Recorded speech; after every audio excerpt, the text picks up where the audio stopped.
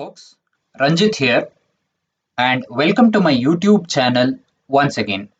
In continuation with the last lecture that I had posted in the last week about C language, let us proceed further to understand more advanced concepts in C language. Let us see what are tokens in C language.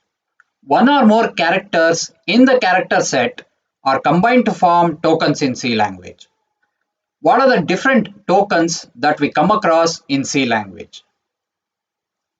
We come across keywords. Now, what are keywords?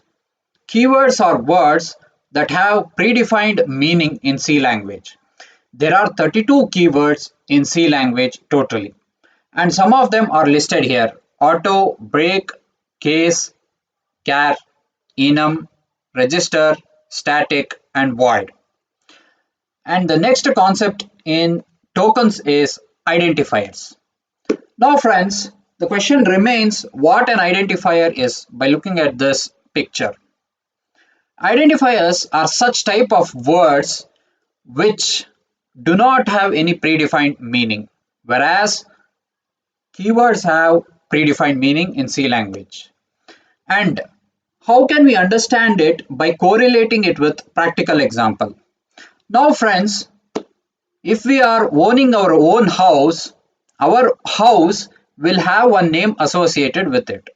For example, it can be Krishna Nilaya, it can be Rama Nilaya, or it can be any Nilaya as such.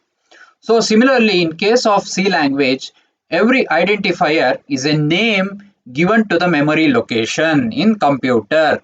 Now, the computer will have memory location where it is going to store certain values. That memory location will have some name associated with it. Now here, this is a memory location and it consists of people too. That means our house A is owning only one person here, and that person name is 2.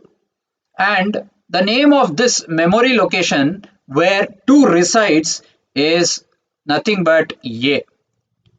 That's all friends, and thank you so much for listening, and keep waiting for my next lectures in the next coming weeks. Thank you.